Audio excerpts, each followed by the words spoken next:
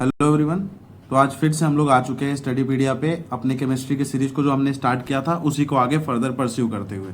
ठीक है, हम यहाँ पे अब जो चैप्टर 1 को हमने कंप्लीट किया था उसका एक्सटेंशन ही है अब ये चैप्टर 2, जिस पे हम ध्यान देंगे कि इस चैप्टर को हमें किस तरीके से पढ़ना है ताकि हमारे यूपीएससी या अदर स्टेट पीसीएस में जहाँ भी जनरल साइंस का पोर्शन होता है हम उस एग्जाम में सही तरीके से क्या कर पाए, अपने साइंस के क्वेश्चंस को मैक्सिमम वे में क्या कर पाए, सॉल्व कर पाए। ठीक है, बहुत लोग इधर उधर भटकते रहते हैं साइंस के सोर्स के लिए, बट ट्रस्ट मी, अगर आपने 9th प्लस 10th की एनसीईआरटी साइंस की अगर सही से कर ली है बिल्कुल लाइन बाय लाइन, तो आप क्या है 100% तो नहीं कह सकता मैं, बट ऑलमोस्ट 70 to 80% क्वेश्चन आप कर पाओगे। और अगर सीएससी जैसे सीएससी में तो साइंस का पोर्शन नहीं है, बट यूपीएससी के जो अदर एग्जाम्स जैसे सीएपीएफ हो गया, सीडीएस हो गया, अगर आप सीआईएसएफ एलडीसी का प्रिपरेशन कर रहे हैं, एनडीए हो गया एंड एनी अदर एग्जाम जहाँ पे भी जीएस या स्टेट पीसीएस मोस्ट इंपॉर्टेंट, तो इन सारी चीज़ों में आप क्या कर सकते हो, सही तरीके से अपने साइंस के क्वेश्चंस को कवर करके आंसर कर सकते हो। ठीक है, और हम हमेशा सुनते हैं कि रीड बिटवीन द लाइंस करना चाहिए, तो हम इस सीरीज में वही चीज़ सीखेंगे किस तरीके से हमें एनसीईआरटी बुक्स को अपने यूज के लिए पढ़ना है, क्योंकि ये तो स्कूल बुक्स है और वो स्कूल के बच्चे पढ़ते हैं, पर ये किस तरीके से हमारे लिए इंपॉर्टेंट है, हमें इस तरीके से ध्यान देना है इस पे। ठीक है, और मोस्ट इंपॉर्टेंट सीरीज है यूपीएससी के जो सॉरी एक मिनट, यूपीएससी के जो हमारे सीएपीएफ के एग्जाम अभी आने वाले हैं उसके लिए, आगे चल के सीडीएस के एग्जाम है, एनडीए के एग्जाम्स है, ये चीज़ अगर आप ये सीरीज अगर आप पूरी तरीके से देख लोगे तो मैं आपको 100% गारंटी देता हूँ। ठीक है, बस आपको अपने लेवल पे रिवीजन करना होगा और उसके बाद आप बाकी 90% जो एस्पिरेंट्स होंगे इस एग्जाम में उनसे 100% आगे होंगे। ठीक है, तो मैं ये गारंटी लेता हूँ आपके। ठीक है,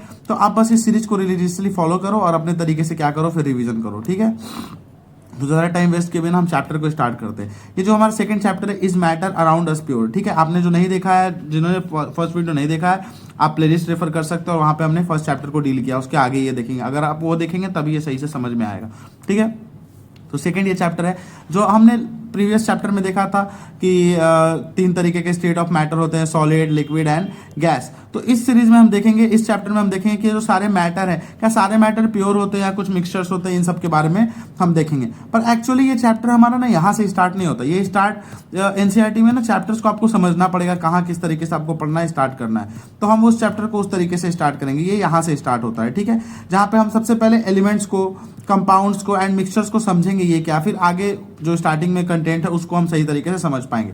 तो इसके लिए भी सबसे पीछे सबसे लास्ट पे एक टेबल है, हम उस पर ध्यान देंगे। ठीक है, मोस्ट ऑफ द टाइम होता है क्या, ज़्यादातर बच्चे क्या करते हैं, ये लास्ट की चीज़ें नहीं पढ़ते, बट ट्रस्ट मी यहीं पे यूपीएससी या फिर कोई भी बड़ी कमीशन का ध्यान सबसे ज़्यादा यहीं पे जाता है। और स्पेशली यूपीएससी क्या करती है, वो जानती है कि बच्चे कहाँ पे फोकस करते हैं कहाँ नहीं, तो उस तरीके से क्वेश्चन सेट करते हैं। ठीक है, तो हम देखते हैं जो हमने प्रीवियस चैप्टर में आप पढ़ा था, सॉलिड, लिक्विड एंड गैस, ये तीनों स्टेट ऑफ मैटर होते हैं। ठीक है, अब इन्हीं से मिलकर कुछ प्योर सब्सटेंसेस होते हैं और इनसे मिलकर ही क्या होते हैं, कुछ मिक्सचर्स होते हैं। ठीक है, अब ये दोनों चीजें हैं क्या, तो प्योर सब्सटेंसेस 2 तरीके के होते हैं जनरली, एक होता है आपका एलिमेंट एंड दूसरा क्या होता है, कंपाउंड। ठीक है, तो सबसे पहले यहाँ पे हम इसके बारे में देखेंगे कि एलिमेंट क्या होता है एंड कंपाउंड क्या होता है। उसके बाद मिक्सचर्स को देखते हैं। आप मिक्सचर्स जानते होंगे। ठीक है, कोई भी चीज़ जब 2 चीज़ों को हम मिलाते हैं तो उसको हम क्या कहते हैं, मिक्सचर। आप घर पे मिक्सचर खाने के लिए यूज करते होंगे, तो उसमें क्या होता है, अदर थिंग्स बहुत सारी चीज़ें क्या होती है उसके अंदर मिक्स होती है, तो तभी हम उसको क्या कहते हैं, मिक्सचर। ठीक है, तो मिक्सचर आपको समझ में आएगा क्या होता है। ठीक, तो वो सारी चीज़ें क्या होती हैं, मिक्सचर होती हैं। ठीक, जैसे अब 2 तरीके का मिक्सचर होता है, एक होमोजीनियस कंपोजिशन में, एक हेट्रोजीनियस। तो इसको हम देखेंगे अभी लाइन बाय लाइन। पहले यहाँ देखते हैं कि एलिमेंट क्या होता है। ठीक है, तो एलिमेंट वैसे सब्सटेंसेस हैं, ठीक है, जो क्या हो सकते हैं, can not be broken down to further simpler substance. यानी एलिमेंट जो होते हैं वो खुद ही ऑलरेडी अपने सिंपलर फॉर्म में होते हैं, यानी उनको तोड़ के ब्रेक डाउन करके आप उनसे और ज़्यादा सिंपल सब्सटेंस नहीं निकाल सकते। ठीक है, यानी वो सबसे बेसिक फॉर्म में जो होते हैं वो होते हैं। ठीक है, यानी हमें यहाँ क्या यहाँ से लर्निंग लेनी है कि जो बहुत बेसिक फॉर्म होता है मैटर का, वो किनका होता है, ये हमारे जो एलिमेंट्स हैं उनका होता है। ठीक है, तो इससे हमको समझ में आए, कीवर्ड पे ध्यान रखना है कि हम इसको ब्रेक नहीं कर सकते, they can not be broken down into simpler substance. जैसे example, copper, oxygen, iron, hydrogen, mercury, ये खुद एक एलिमेंट्स है। ठीक है, ये as an independent form nature में एग्जिस्ट करते हैं। इनका ऐसा नहीं कि आप कॉपर को ब्रेक डाउन करोगे तो कोई और सब्सटेंस मिलेगा, आप कितना भी ब्रेक डाउन करो वो कॉपर ही रहेगा। ठीक है, बट वही कंपाउंड को देखें तो इनका एक फिक्स्ड कॉम्पोजिशन होता है और इनको फर्दर ब्रोकन डाउन कर सकते हैं हम किसी फर्दर सब्सटेंस। जैसे आप मान लो आपके घर में नमक होता है ना, नमक क्या होता है, आपने पढ़ा होगा बचपन में जूनियर क्लासेस में भी, NaCl जो होता है, सोडियम क्लोराइड, उसको हम क्या कहते हैं, नमक, जो कि किस तरीके से बना है, सोडियम से मिलकर और क्लोराइड से मिलकर। ये दोनों एक फिक्स्ड कॉम्पोजिशन में यहाँ पे होते हैं। ठीक है, तभी जाके क्या बनता है, हमारा नमक बनता है यहाँ पे। यानी सोडियम को देखें देखें तो ये अपने आप में एक एलिमेंट है, क्लोराइड क्लोरीन अपने आप में एक एलिमेंट है, ये दोनों साथ में मिले तब जाके क्या बना, कंपाउंड बना हमारा। बट यहाँ पे कैच, अब कंपाउंड और मिक्सचर में अंतर क्या होगा यहाँ पे, तो कंपाउंड में यहाँ पे आप देख सकते हैं कि इनका ना एक मिनट, हाँ, इनका ना एक फिक्स्ड कॉम्पोजिशन होता है, यानी इनका अपना एक फिक्स्ड कॉम्पोजिशन होता है, ठीक है। तो ये ध्यान रखना है कि कंपाउंड जो होते हैं उनका फिक्स्ड कॉम्पोजिशन होता है। उसके बाद अब इनको हम ब्रेक करेंगे तो सोडियम और क्लोरीन को किसी केमिकल एक्टिविटीज के थ्रू हम क्या कर सकते हैं, ब्रेक डाउन भी कर सकते हैं, यानी इनको ब्रेक डाउन भी किया जा सकता है, ठीक है, इनके एलिमेंट्स के फॉर्म में, जो कि मैंने पहले बताया।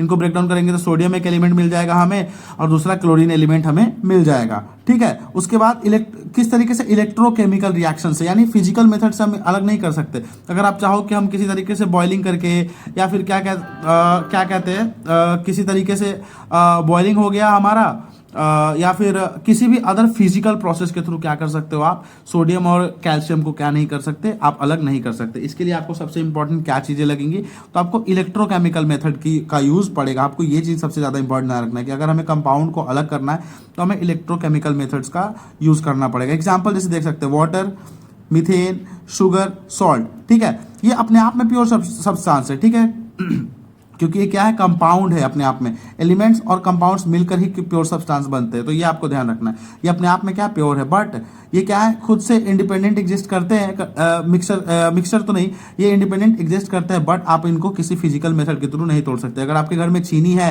अगर आपके घर में शुगर है, तो आप उसको क्या नहीं कर सकते, उसको तोड़ के कोई अदर सब्सटेंस नहीं बना सकते, वो शुगर ही रहेगा। तो ये चीजें आपको क्या करनी है, ध्यान में रखनी है, ठीक है। तो हमने कंपाउंड और मिक्सचर के बारे में थोड़ा एक डिफरेंस समझा। अब आते हैं एलिमेंट्स और कंपाउंड के बारे में एक डिफरेंस समझा। अब आते हैं मिक्सचर के ऊपर। यहाँ पे आपको सबसे पहला एक इंपॉर्टेंट चीज यहाँ पे लिखा हुआ दिख रहा होगा, नो फिक्स्ड कॉम्पोजिशन, यानी इनका कोई भी एक फिक्स्ड कॉम्पोजिशन नहीं होता है, ठीक है। किसी भी कॉम्पोजिशन में क्या होते हैं, मिक्स होते हैं, मिक्सचर ही है, ठीक है। तो यहाँ पे हम देखते हैं, एक होता है होमोजीनियस, एक होता है हेट्रोजीनियस। अब होमोजीनियस क्या होता है, यानी यूनिफॉर्म कंपोजिशन, यानी थ्रू आउट द सॉल्यूशन में अगर वो है तो थ्रू आउट द सॉल्यूशन क्या होंगे, वो यूनिफॉर्म होंगे। जैसे एग्जांपल देख लो, आप शुगर इन वाटर, जो आप शरबत बना के पीते हो, और उसको सही से शुगर को वाटर में मिला दो तो आप पहला सिप लो या फिर लास्ट सिप लो, वो स्वीट ही होगा। ऐसा नहीं है कि स्टार्टिंग में कुछ प्रॉब्लम होगा, स्टार्टिंग का टेस्ट अलग होगा और बाद का टेस्ट अलग होगा, ऐसा तो पॉसिबल नहीं है, ठीक है। तो ये चीज यहाँ पे हम समझते हैं कि यूनिफॉर्म कंपोजिशन होता है थ्रू आउट द कंपोजिशन, और ये किस चीज में पाया जाता है, सॉल्यूशन में। जो यूनिफॉर्म होगा वो क्या होगा, सॉल्यूशन। और हेट्रोजीनियस का मतलब नॉन यूनिफॉर्म। जैसे एग्जांपल देख लो, आप सैंड और सॉल्ट को आप अगर मिलाओगे तो कहीं पे सॉल्ट और सैंड ज्यादा मिक्स होंगे और कहीं पे उनका कंपोजिशन थोड़ा कम होगा, यानी इक्वल नहीं होंगे। या फिर सॉल्ट को मिला दो, वाटर इन ऑयल मिला दो। अगर सपोज यहाँ पे आपका एक ये बीकर है, इसमें वाटर है, ठीक है, आप इस पे ऑयल डालोगे तो ये ऑयल ऊपर फ्लोट करता रहेगा, यानी यूनिफॉर्म नहीं। पूरा एक आपका ये कंटेनर में क्या है, एक सॉल्यूशन है, सस्पेंशन या कोलाइड इसको कहते हैं, जो हम आगे पढ़ेंगे अभी कि ये दोनों चीजें होती क्या है, ठीक है। तो आप देखोगे कि यूनिफॉर्म नहीं है, नीचे वाटर का कंसेंट्रेशन ज्यादा है, ऊपर ऑयल का, तो ये क्या है, यूनिफॉर्म नहीं। यहीं पे अगर शुगर और पानी मिलाओ तो आप यहाँ पे भी शुगर पानी का कंपोजिशन उतना ही होगा जितना यहाँ पे होगा। तो आपको समझ में आया यूनिफॉर्म का मतलब और नॉन यूनिफॉर्म का मतलब। तो यूनिफॉर्म जहां होगा वो होमोजीनियस होगा और नॉन यूनिफॉर्म जहां होगा वो क्या होगा, हेट्रोजीनियस होगा, ठीक है। तो हमने समझा ये। अब हम देखते हैं मिक्सचर और कंपाउंड के बीच में एक टेबल। ये टेबल आपके लिए दोस्तों बहुत ज्यादा इंपॉर्टेंट है, ठीक है। आपको इससे डायरेक्ट स्टेटमेंट वाइज क्वेश्चंस मिलते हैं एग्जाम में, तो आप इसको हल्के में नहीं लेंगे और इसको अच्छी तरीके से रिवाइज कर लेंगे, क्योंकि स्टेटमेंट यूपीएससी पूछ सकती है। आप देखते हैं एग्जाम्पल, मैं बताता हूँ किस तरीके से क्वेश्चन आएगा। आप पहला स्टेटमेंट पढ़ो, एलिमेंट्स और compound just mix together to form a mixture with no new compound is form, ठीक है। एलिमेंट और कंपाउंड एक साथ मिक्स होते हैं तो मिक्सचर बनता है, पर कोई नया कंपाउंड नहीं बनता है, ठीक है। अब स्टेटमेंट आ सकता है which of the following statement is correct, जिसमें पहला स्टेटमेंट ये रह सकता है कि element and compound mixed together to form new compound, ठीक है। तो आप यहाँ पे क्या करोगे, सही कर दो, आपको लगेगा हाँ एलिमेंट्स और कंपाउंड मिलेंगे तो नया कंपाउंड तो बनेगा ही, बट वो स्टेटमेंट गलत है, क्योंकि आपको ये नो ध्यान रखना है कि कोई नया कंपाउंड नहीं बनता है अगर एलिमेंट और कंपाउंड्स एक साथ क्या होते हैं, मिक्स किए जा रहे हैं, यानी वो बस ऐसे मिक्स कर दिए गए हैं, ठीक है। उसके बाद mixture has a variable composition. Mixture में क्या होता है, वेरिएबल कॉम्पोजिशन। ऐसा नहीं है कि फिक्स कॉम्पोजिशन में आपको मिक्सचर बनाना होगा, यानी ये भी चीज आपको ध्यान रखना है। यहाँ पे भी स्टेटमेंट चेंज हो सकता है कि सेम कॉम्पोजिशन हो सकता है, नहीं, यहाँ पे वेरिएबल कॉम्पोजिशन चाहिए। Third, mixture show the properties of the constituent substance. अगर कोई मिक्सचर है तो अपने कॉन्स्टिट्यूएंट सब्सटेंस की ही प्रॉपर्टी शो करेगा। अगर पानी में शुगर मिलाया हो आप, तो शुगर क्या होता है, मीठा होता है, तो वो पानी भी मीठा ही होगा, यानी जिस सब्सटेंस को आपने यूज किया है मिक्सचर बनाने के लिए, उस मिक्सचर की प्रॉपर्टी उस सब्सटेंस स्थान से मैच करेगी, ठीक है। और उसको फिजिकल मेथड के थ्रू आप क्या कर सकते हैं, सेपरेट कर सकते हैं। जैसे आप एग्जांपल ले लो, सी है, सी में क्या होता है, सॉल्ट होता है हमारा और क्या होता है, वाटर, ठीक। फिजिकल प्रोसेस क्या है हमारा, इवेपोरेशन। इवेपोरेशन के थ्रू आप क्या कर लेते हो, सी में से सॉल्ट को अलग कर लेते हो, ठीक है। जो इवेपोरेशन के थ्रू हम क्या करते हैं, सॉल्ट ऑब्टेन कर लेते हैं, वो क्या फिजिकल प्रोसेस है जिसके थ्रू हम निकाल लेते हैं सॉल्ट। ये क्या एक मिक्सचर है जिसके थ्रू हम क्या कर रहे हैं, निकाल ले रहे हैं अपना सामान को फिजिकल प्रोसेस के थ्रू, ठीक है। वही कंपाउंड में क्या होता है कि एलिमेंट्स रिएक्ट करते हैं, यहाँ पे केमिकल बॉन्डिंग होती है, ठीक है। आपको एक सिंपल एग्जाम्पल लेके मैं बताता हूँ थोड़ा अच्छे तरीके से। एग्जाम्पल आप ले लो, मुझे खाली जगह एक मिनट देखने देना, ठीक है। यहीं पे देखते हैं, सपोज एक गैस है आपका हाइड्रोजन, एक है ऑक्सीजन। आप एग्जांपल ले लो एयर का, जो आप हवा देख रहे हो, ठीक है। अब उस एयर में हाइड्रोजन भी मिक्स्ड है और क्या है, ऑक्सीजन भी मिक्स्ड है, ठीक है। ये क्या है, तो ये एयर क्या है, एक मिक्सचर ऑफ गैसेज है। वो हाइड्रोजन ऑक्सीजन बस ये प्रॉपर मान लो कि हवा है तो यहाँ कुछ दूर में हाइड्रोजन होगा या कुछ दूर में ऑक्सीजन होगा, ये दोनों मिक्स है एक दूसरे के साथ, पर ये लोग केमिकली बॉन्डेड नहीं है, रिएक्ट नहीं किया इन्होंने, ठीक है। बट वहीं पे अगर पानी का एग्जांपल ले लो, पानी के अंदर भी क्या होता है, हाइड्रोजन एंड ऑक्सीजन होता है, H2O होता है वाटर का फॉर्मूला, जिसमें हाइड्रोजन और ऑक्सीजन दोनों मिक्स होते हैं, ठीक है। अगर यहाँ पर आप देखोगे तो यहाँ पे केमिकल बॉन्डिंग हुई है हाइड्रोजन ऑक्सीजन की, हाइड्रोजन बॉन्डिंग के थ्रू ये दोनों बॉन्डेड है। तो आप पानी में से हाइड्रोजन और ऑक्सीजन बिल्कुल किसी फिजिकल प्रोसेस से नहीं अलग कर सकते हो, ठीक है। तो ये चीज़ क्या होगा, ये हो गया हमारा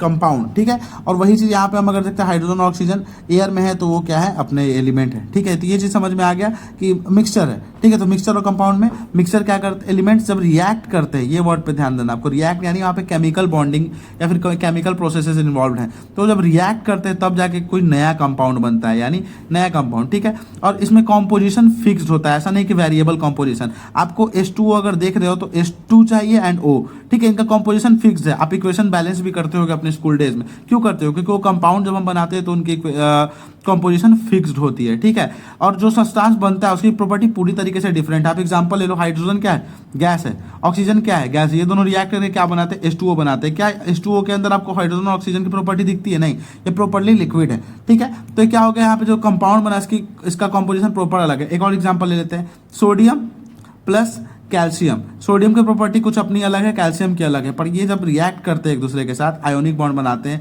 तो NaCl बनता है, जो हमारा नमक है, रेगुलर कॉमन सॉल्ट। और उसकी प्रॉपर्टी क्या होती है, बिल्कुल अलग होती है सोडियम और कैल्शियम के कंपेरिजन में। यानी जो कंपाउंड्स में सब्सटेंस बनते हैं उनकी प्रॉपर्टी पूरी तरीके से डिफरेंट होती है, और ये सिर्फ केमिकल मेथड के थ्रू ही अलग हो सकती है। ये भी चीज़ मैंने बता दिया कि फिजिकल मेथड के थ्रू आप Na और Cl इन दोनों को, यानी नमक में से Na और Cl अलग नहीं कर सकते। ऐसा नहीं कि आप सॉल्ट को गर्म करोगे या कुछ करोगे फिजिकली तो वो क्या होंगे, सॉल्ट में से सोडियम अलग हो जाएगा और कैल्शियम। हाँ, ये आप केमिकल प्रोसेस के थ्रू किसी अदर कंपाउंड से रिएक्ट कराओगे, डिस्प्लेसमेंट रिएक्शन, अदर रिएक्शन जो कि आप 10th की केमिस्ट्री में हम ये पढ़ेंगे, तो उसके थ्रू आप अलग कर सकते हो। बट वो केमिकल प्रोसेस है या फिर इलेक्ट्रोकेमिकल। तो आपको ये ध्यान देना है। फाइनली कंक्लूड हो जाता है कि मिक्सचर एक डिफरेंट चीज़ है, कंपाउंड डिफरेंट। कंपाउंड और एलिमेंट दोनों मिलते हैं तो मिक्सचर बनता है, वो फिजिकली मिलते हैं, उसमें कोई नया कंपाउंड नहीं फॉर्म होता है। वहीं पे एलिमेंट रिएक्ट करते हैं तो नया कंपाउंड फॉर्म होता है। तो यहाँ पे हमने बेसिक देखे तो हमने मिक्सचर के बारे में समझा, कंपाउंड के बारे में समझा और एलिमेंट को भी देख लिया। अब थोड़ा डिटेल में हम देखते हैं यहाँ पे जो चैप्टर है हमारा, ठीक है। अब यहाँ पे बताया जा रहा है कि what are the types of pure substance. Pure substance के बारे में देखते हैं कि प्योर सब्सटेंस क्या होता है,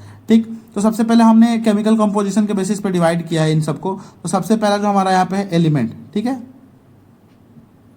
ये क्या है, तो यहाँ पे अगर आप देखोगे तो सबसे पहला पॉइंट जो यहाँ पे बताया जा रहा है कि Robert Boyle was the first scientist to use the term element, ठीक है। ईयर से आपको मतलब नहीं, आपको वो नहीं ध्यान देना, पर ये चीज़ ध्यान देना है कि किस साइंटिस्ट ने फर्स्ट टर्म यूज़ किया था, फर्स्ट टाइम एलिमेंट टर्म का यूज़ किया था। तो वो कौन थे, रॉबर्ट बॉयल थे, ठीक है। सेकेंड साइंटिस्ट का नाम आता है एंटोनी लॉरिएंट लैवोजियर, एक फ्रेंच केमिस्ट थे जिन्होंने क्या किया था, एक एक्सपेरिमेंट के थ्रू क्या किया था, डेफिनेशन स्टैब्लिश किया था एलिमेंट का, ठीक। तो आपको ये चीज़, अब यहाँ पे भी स्टेटमेंट वाइज क्वेश्चन बन सकता है ना कि विच of the following is correct.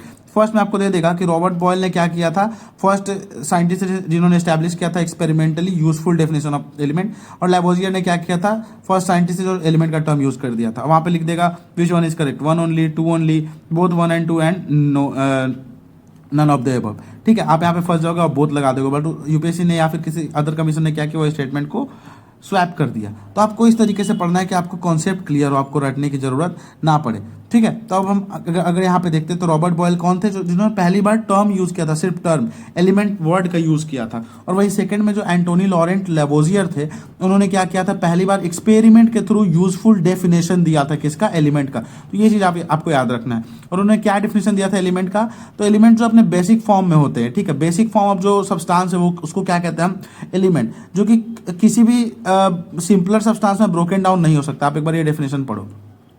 He defined an element as a basic form of matter that cannot be broken down into simpler substances by chemical reactions. Chemical reactions के through हम उसको simpler substances में क्या नहीं कर सकते, break नहीं कर सकते, उसको एलिमेंट कर सकते। जैसे हाइड्रोजन, अब वो hydrogen as an independent element exist कर रहा है। ऑक्सीजन इंडिपेंडेंट एलिमेंट है, ऑक्सीजन, ठीक है। सोडियम ये इंडिपेंडेंट, आप इसको तोड़ के कुछ और नहीं बना सकते। हाइड्रोजन को तोड़ के कुछ और नहीं बना सकते, ऑक्सीजन को तोड़ के नहीं बना सकते। ये अपने बेसिक फॉर्म में है, इनका इससे बेसिक फॉर्म कुछ नहीं निकल सकता। वहीं NaCl का जो हमने एग्जाम्पल लिया, इसको तोड़ के आप Na अलग कर सकते हो, Cl अलग कर सकते हो, ठीक है। तो ये चीज कंपाउंड में आती है, बट ये एलिमेंट क्या है, तो बेसिक फॉर्म में एग्जिस्ट करता है, ठीक है। अब इस एलिमेंट को क्या किया जाता है, मेनली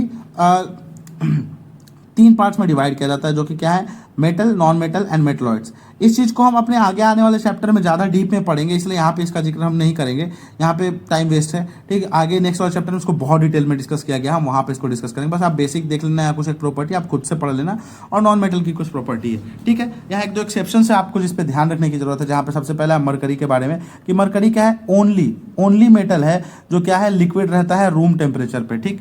तो ये चीज आपको एक्सेप्शन ध्यान रखना है, यूपीएससी एक्सेप्शन पे बहुत ज्यादा क्वेश्चंस बनाती है, तो आपको ये चीज याद रखना है कि मरकरी क्या करता है, लिक्विड रहता है रूम टेम्परेचर पे, ठीक है। फिर आपको यहाँ पे नॉन मेटल के बारे में देखना है, जो ये 3-4 प्रॉपर्टीज है नॉन मेटल की, ये ध्यान देना है, ठीक है। उसके बाद बताया जा रहा है कि कुछ मेटल्स जो ऐसे हैं ना, जो इंटरमीडिएट है, जो कि ना मेटल की प्रॉपर्टीज शो करते हैं, ना ही नॉन मेटल की प्रॉपर्टीज शो करते हैं। तो ऐसे मेटल्स को हम क्या कहते हैं, एलिमेंट्स को क्या कहते हैं, मेटलॉइड्स कहते हैं। एग्जाम्पल आप जैसे देख सकते हो, बोरोन, सिलिकॉन, जर्मेनियम, ये सारे एग्जाम्पल है किसके, मेटलॉइड्स का। आप हम आने वाले नेक्स्ट चैप्टर में इसको अच्छे से पढ़ेंगे, तब तक हम जो काम की चीजें उस पर फोकस करते हैं।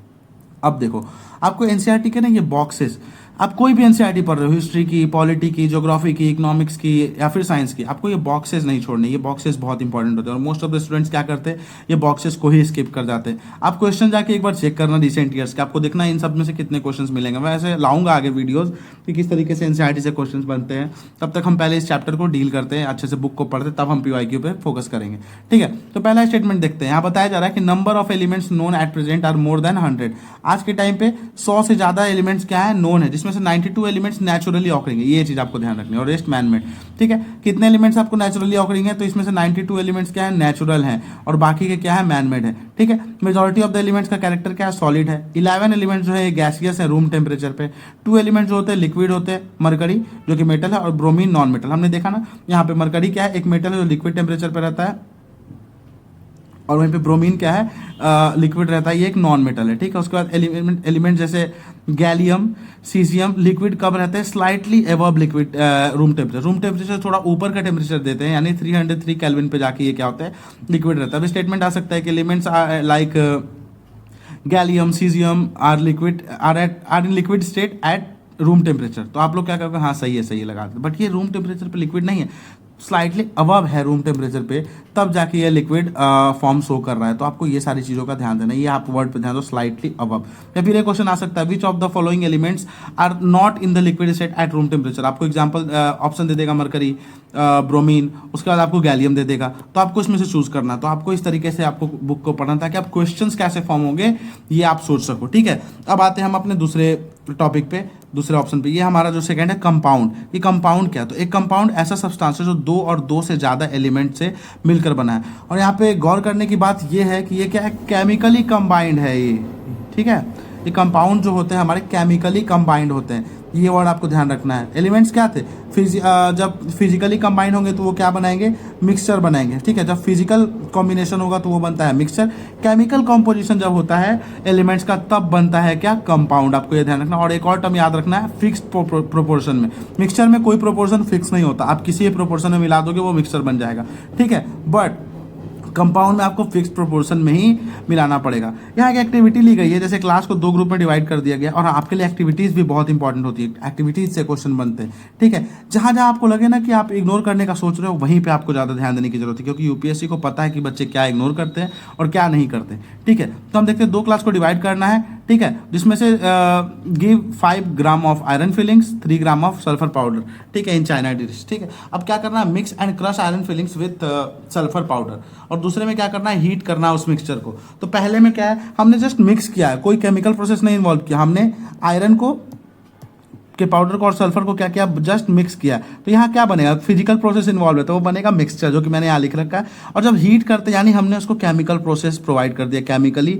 उनको एक्टिव कर दिया, तो अब क्या है, आयरन और सल्फर हमारे मिक्स हो जाएंगे और क्या बनाएंगे, कंपाउंड बनाएंगे। तो इस तरीके से कंपाउंडर एलिमेंट में मिक्सचर और कंपाउंड में क्या होता है, डिफरेंस होता है। यानी जब केमिकल कॉम्पोजिशन होगा तब बनेगा कंपाउंड, और फिजिकली जब हम मिक्स करेंगे तब बनेगा हमारा मिक्सचर। ठीक है, ये चीज़ हमने ध्यान दे लिया और हमने ये पढ़ लिया। अब आगे ये चीज़ देखते हैं कि एक और एक्टिविटी है जिस पे आपको ध्यान देने की ज़रूरत है। ये चीज़ वही चीज़ बता रहा जो हमने देखा। एक मिनट, हाँ, ये सेकंड आपका एक ये एक्टिविटी ग्रुप 2 और ग्रुप 1 है, जहाँ पे कहा जा रहा है कि bring a magnet near the material, check if the material is attracted towards the magnet. ठीक है, ये आप सब करके देखना है आपको। फर्दर बताया जा रहा है कि compare the texture and colour of material obtained at the by the group, कैसे मटेरियल ऑब्टेन हुए ये सब चीज़ देखेंगे। ठीक है, add carbon disulphide to one of the material obtain and stir well, carbon disulphide add करना है, एंड डाइल्यूट सल्फ्यूरिक एसिड या हाइड्रोक्लोरिक एसिड अदर पार्ट्स में हमको ऐड करना है। ठीक है, उसके बाद हम देखते हैं उसके बाद देखना है किस टाइप के मेटल ऑब्टेन हुए। ठीक है, अब देखते हैं यहाँ पे क्या बताया जा रहा है कि जो सबसे पहले जिस ग्रुप के द्वारा गैस ऑब्टेन होगा वो क्या होगा, हाइड्रोजन। हाइड्रोजन क्या है, हाइड्रोजन एक कलरलेस, अडरलेस और कंबस्टिबल, ये फीचर आपको याद रखना। हाइड्रोजन का क्या, हाइड्रोजन किस टाइप का गैस है, कलरलेस गैस है। ठीक है, अडरलेस गैस है यानी उसमें कोई स्मेल नहीं होता, और कंबस्टिबल यानी जलता है। ठीक है, वो इजिली क्या होता है, आग पकड़ सकता है, तो उस टाइप का गैस है कौन, हाइड्रोजन। ठीक है, अब सेकंड ग्रुप के बाद पास जो गैस ऑब्टेन हुआ वो क्या, हाइड्रोजन सल्फाइड। ठीक है, ये भी कलरलेस एग है, बट ये क्या है, किस टाइप का स्मेल देता है, रॉटन एग का स्मेल, जो कि मैंने देखो यहाँ पे मैंने लिख रखा है कि स्मेल ऑफ रॉटन एग किससे आती है, हाइड्रोजन सल्फाइड से। ठीक है, आपको क्वेश्चन बन सकता है which one among the following gases give the smell of रॉटन egg. फिर आपको 4 गैसेज का नाम दिया होगा और फिर वहाँ पे आपको पता करना है, आप पढ़े होगे तो आप लगा दोगे हाइड्रोजन सल्फाइड। ठीक है, अब इन एक्टिविटीज से क्या समझ में आता है, हम ये चीज़ देखेंगे कि दो the starting materials were the same, group 1 carried out the activity involving physical change. जो ग्रुप 1 ने एक्टिविटी कैरी आउट की थी फेरस और आयरन और सल्फर से, उसमें क्या था, नॉर्मल फिजिकल चेंज था। ठीक है, जो कि मिक्सचर बना था, बट केमिकल चेंज कब हुआ, जब हमने उसको हीट किया और उसमें केमिकली कॉम्बिनेशन, केमिकल बॉन्डिंग हो गई। ठीक है, तो the material obtained by group 1 is a mixture of 2 substance, iron और सल्फर का मिक्सचर था वो, क्या, क्योंकि हमने फिजिकली मिक्स किया था उसको। ठीक है, अब उसके प्रॉपर्टीज क्या होंगे, मेनली उसमें कोई केमिकल चेंज नहीं हुआ तो उसके प्रॉपर्टीज में चेंज नहीं हुआ। ठीक है, तो उसकी प्रॉपर्टी जो मटेरियल है उससे ही मिलेगी। तो मिक्सचर की प्रॉपर्टी क्या होती है, उसके कॉन्स्टिट्यूएंट एलिमेंट से ही मिलती जुलती है।